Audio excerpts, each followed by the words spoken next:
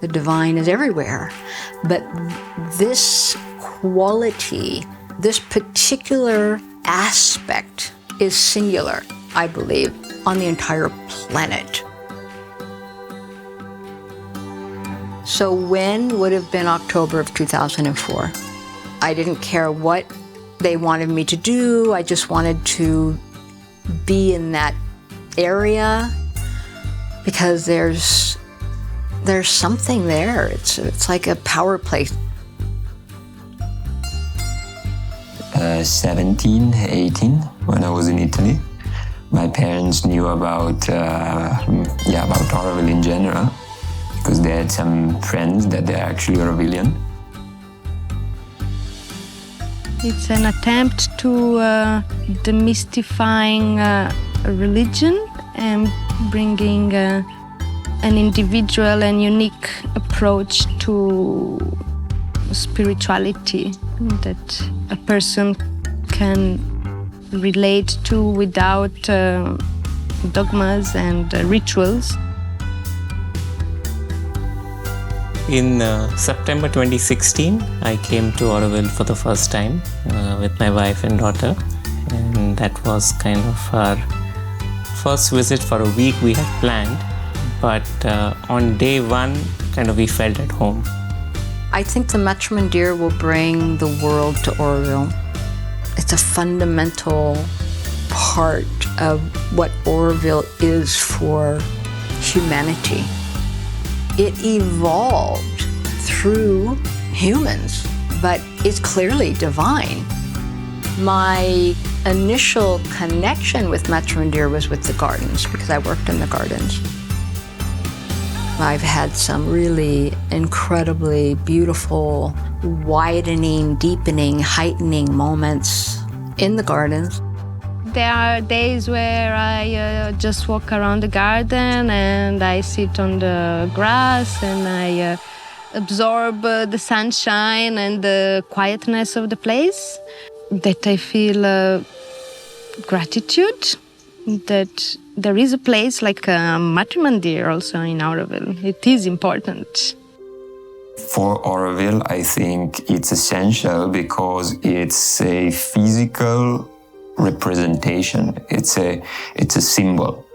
For me, like Matrimandir is like a symbol, a representative of all the past, the present, and the future.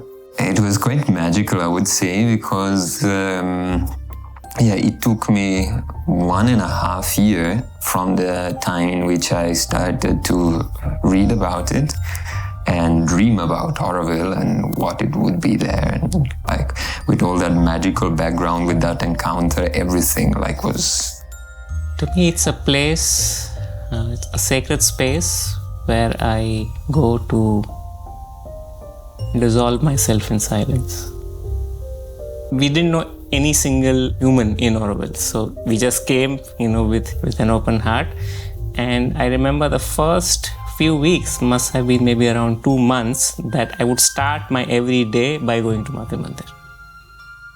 My active involvement in the Matrimandir is I am part of the duties that are being done by Aurovilians daily, on a daily basis, and I am doing every second Sunday watchman duty. That means from 7 to 9 in the evening. I am just walking around the Matrimandir. I have a torch. I see that no thief wants to sneak in. And it's a very beautiful experience because nobody is at the Matrimandir at the time, and I have all the gardens for myself. Well, of course, a place where I go to get in contact with myself and with the self, even if I'm focusing on a small dot. That dot is like the entrance for the big picture. And I look at the Matrimandir, and I get that relation to it as a symbol, and I'm looking at the future. I mean, it's there, and I'm walking towards it. I was volunteering of cleaning the discs. So I was enjoying it very much because anyway, my background before various extreme sports, amongst which rock climbing. So it was a mixture of rock climbing and Zen-like practice of going and polishing and cleaning this very significant symbol that is for me. So it was very enjoyable from both aspects. Because the space is kind of consecrated for a particular purpose as a unifying force, when either individually or collectively, when we go with that intention, it does some magic, and that just strengthens and reinforces the faith in the power of silence. Yeah, I think it also brings people together. Like especially the dawn fire that we have on some special days when we all come together in silence. I find them very powerful. When I'm in the amphitheater, sometimes I'll just lay down on the red stone and I just feel like I'm in the center of the universe. Perfection. You could feel the love and the devotion and the receptivity.